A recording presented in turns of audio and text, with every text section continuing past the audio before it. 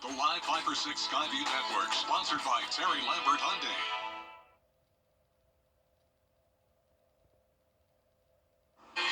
Cooler temperatures once again today, only topping off in the low to mid 80s. It's also mostly cloudy and breezy, very similar forecast for a Thursday, and then some rain moving in on Friday. I'll have all those details coming up.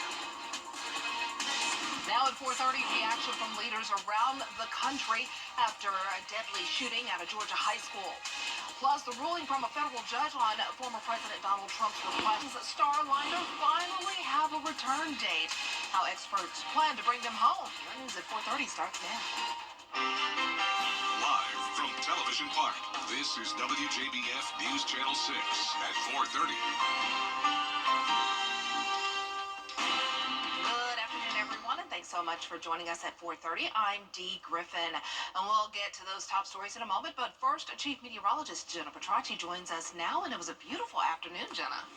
Yeah, Dee, well, the temperatures are just feeling great. I mean, well below normal for this time of the year. And it was a nice wind, a nice breeze. Yeah, exactly. That's making it feel even cooler. Yeah. The clouds are keeping the temperatures on the cooler side. I'm sure a lot of us would appreciate some sunshine. That's not the case today. We did have a little bit earlier, but at least the temperatures are looking great. Here's a look at our Terry Lambert Hyundai Skyview cam. Cloud cover all across Augusta. You can see it here on satellite and radar, but no rain. All of that rain still well to the south of us along this stalled frontal boundary. As for the temperatures, low to mid 80s for us today, and it will be very similar tomorrow. So I'll have a look at that full forecast coming up. But back to you, Dee. All right, Jenna, thanks so much. Now we want to go on and continue our coverage of the high school shooting in Winder, Georgia. There's a news conference happening right now, and we want to take you there to show you the latest. Subject within just minutes of this report going out. Once they encountered the subject immediately surrendered to these officers, and he was taken into custody. Additionally, what I want you to know as of now, there are 4 individuals who are deceased from this incident, 9 that have been taken to local hospitals with various injuries. Of those that are deceased, 2 are students and 2 are teachers here at the school. The priority right now for us within this investigation is to gather all the facts, to make sure that we're accurate with it, because this is a murder investigation. As the sheriff mentioned earlier this morning, the shooter is in custody. His name is Colt, that's C-O-L-T, Gray. He is a 14-year-old student here at the school, G-R-A-Y. He is a 14-year-old student here at the high school. Again, he has been taken into custody. He will be charged with murder, and he will be tried as an adult and handled as an adult. We're coordinating these charges and obviously this investigation with District Attorney Brad Smith, who is the District Attorney for the Piedmont Judicial Circuit here. Since early this morning we talked with you, and since the incident occurred, numerous interviews have been taking place through our investigation with students, faculty, as well as any other witnesses that we could identify. Law enforcement had a very, very swift response to this incident once the incident was determined that there was a concern here. Those resources, whether it was in that response or throughout this investigation to assist, came obviously from the sheriff's office here, from other local law enforcement agencies, state law enforcement agencies, and federal law enforcement agencies as well.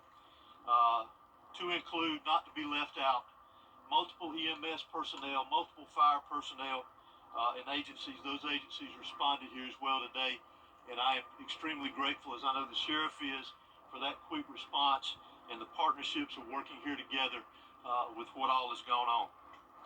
Currently, from the investigative perspective, we have crime scene agents and other special agents from the GBI, from close to a dozen of our different work units from across the state that have responded here today to work on this investigation. Again, collecting evidence, conducting interviews, and so forth.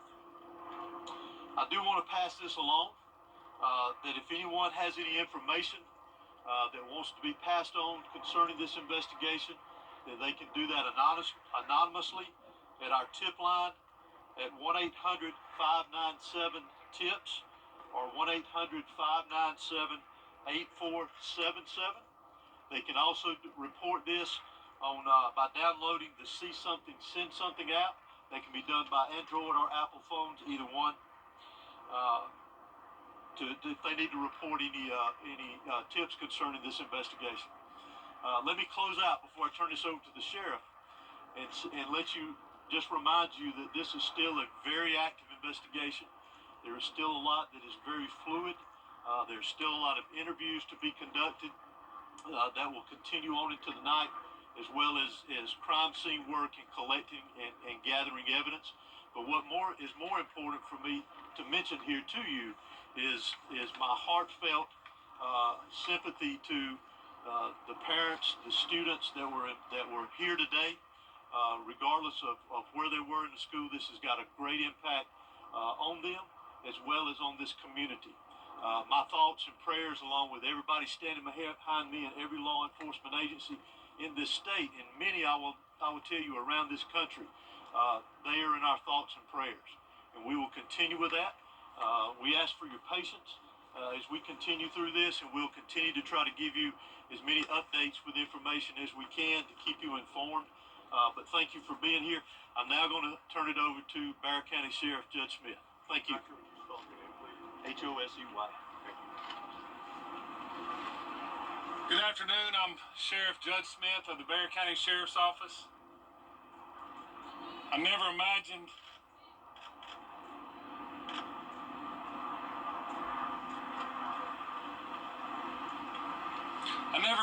that I would be speaking to the media in my career over something that happened today, the pure evil that happened today.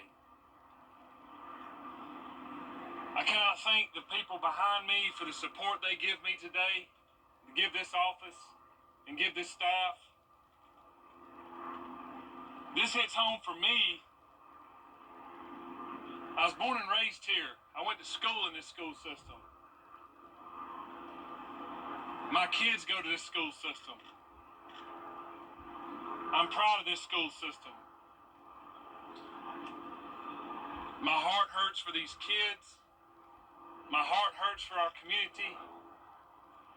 But I want to make it very clear that hate will not prevail in this county. I want that to be very clear and known. Love will prevail over what happened today. I assure you of that. It is very early as to what happened.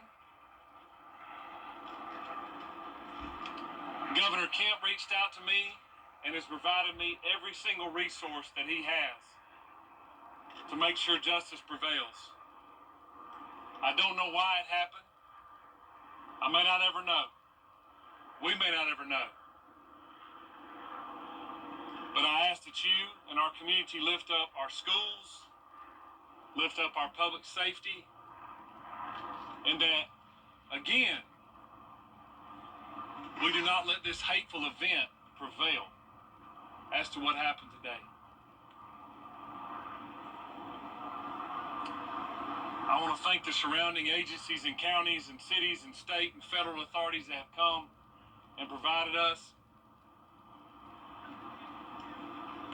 because they prevented a lot of more tragic events from happening. Continue to lift up these families, continue to lift up our students and our kids, and know that love will prevail. At this time, I'm going to ask Dr. LaDuff, our school superintendent, to come and speak on behalf of the school.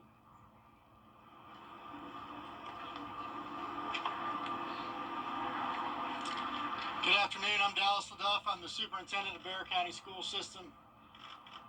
I want to thank the Bexar County Sheriff's Office and all of our law enforcement partners for their swift response today, along with that of our staff.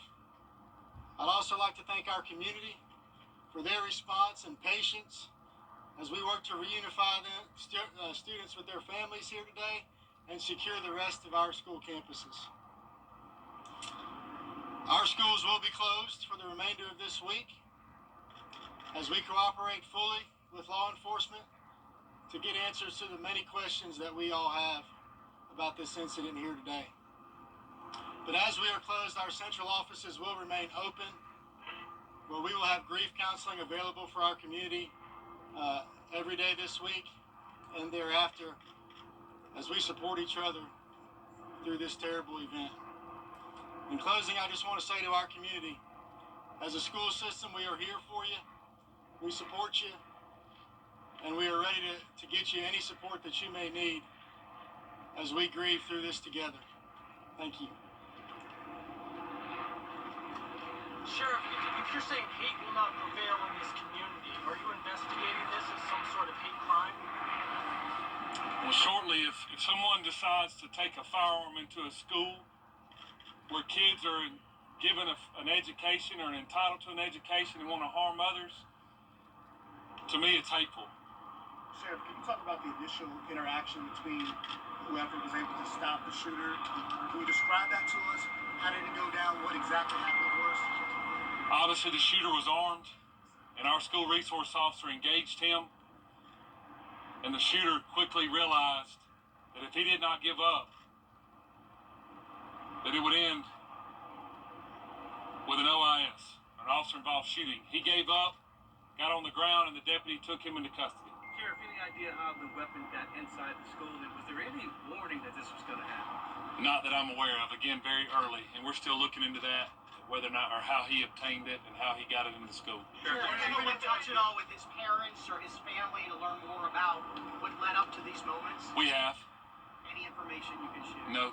What kind of weapon was It seems like you have a large Hispanic population. Have you been able to communicate with the people in their language to make sure that everybody knows what's happening? Yes, sir, I have. The school and our office has people that speak in Spanish, and they have spoke to those folks as well. Yes. how is video surveillance helping you, Sheriff? Sorry. Okay, there you have it, a news conference from Winder, Georgia, where there has been a school shooting today at Appalachia High School. The suspect, they released his name, Colt Gray, a 14-year-old at the school. 4 people are dead, 9 injured, and we will continue to follow that as they release more information. We also know that Shepherd Community Blood Center here in the CSRA is providing blood products to help those injured from today's shooting. Blood and platelet products are on the way to Grady Memorial Hospital in Atlanta, as well as Athens Regional Medical Center, where victims were taken for treatment. Eligible donors are encouraged to help by donating blood immediately so that more units can be sent if needed. So we will continue to stay on top of the story and cover it from Widener and bring you as much information as possible, so stay tuned. In the meantime, in New York, a federal judge rejects former President Donald Trump. Of DirecTV subscribers affected by the blackout of Disney-owned stations can get a $20 credit. Customers can fill out a form on DirecTV's website to apply. The company says the credit will show up on subscribers' accounts in up to 2 billing cycles. The blackout is due to a contract dispute between the two companies, and it affects ABC, Disney, and ESPN stations. Today, NASA says its timeline is a go for Friday evening. They say around 6 p.m. the capsule will decouple from the International Space Station using autonomous controls and help from Earth. The craft will aim to touch down in White Sands, New Mexico, about 6 hours later.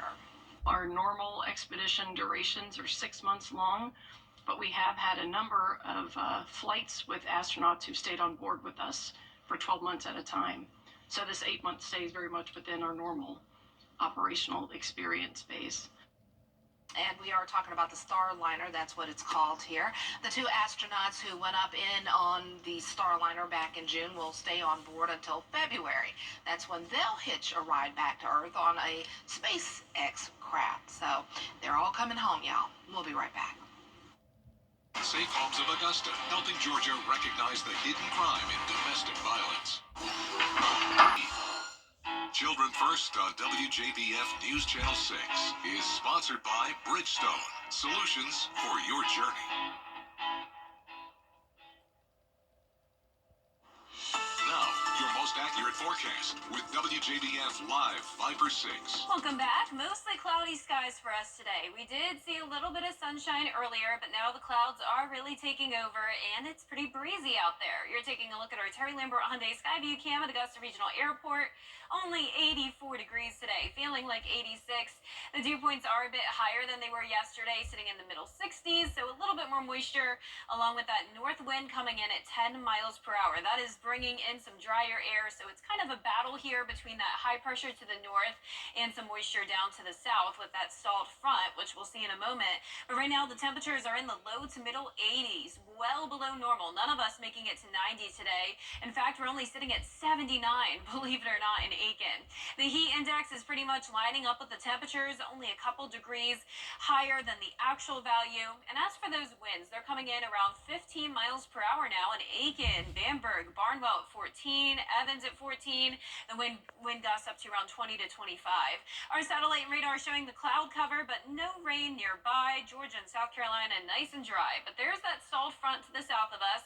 Low pressure off the coast here of Texas. So a lot of scattered shower and storm activity that'll eventually impact us late Thursday into Friday. But for the most part, another dry one tomorrow, starting out in the upper 60s when you're headed out the door, climbing into the upper 70s in some places, making it into the low 80s tomorrow, going with 83 in Augusta, only 80 though for your Friday, and we'll continue to see those well below normal temperatures all the way into next week. The low temperatures will decrease by a little bit each day, 67 tonight down to 62 Monday morning, and then upper 50s for Wednesday morning. So definitely some chilly temperatures next week with no rain at all. So for this week, we do have those rain chances starting Thursday and continuing into Saturday, but next week we'll dry back out. Our futurecast tonight at 8 o'clock showing the clouds, but not expecting any rain. Stalled front stays to our south, eventually increasing our moisture as it moves a little bit more towards the north.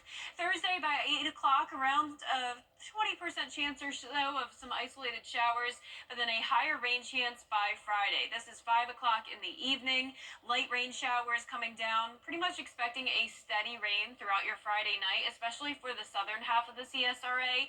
This continues into Saturday morning and afternoon. Then a secondary cold front comes through, and that'll bring in some reinforcing dry and cooler air, and we'll be back to sunshine on Sunday. Let's bring it closer to home now. Tomorrow at 8 a.m., a dry but cloudy start to your day. Isolated light showers possible, especially by Thursday evening. Overall, though, mostly dry as we go through Friday morning. Then as we make it into the afternoon on Friday and around 5 o'clock, that's that steady rain, possibly some heavier downpours here and there. The rain continues all the way into the overnight hours into Saturday.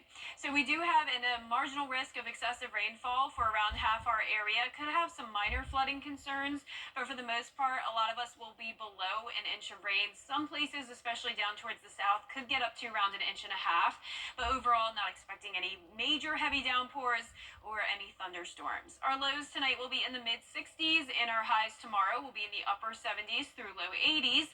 Your 10-day forecast showing those temperatures staying very consistent over the next 10 days. No 90 degrees in sight. Low temperatures going down next week as we have plenty of sunshine, lower humidity, and very limited chances of rain. We'll be right back. You come to the Hog Log 35 on News Channel 6. High school football coverage you can count on.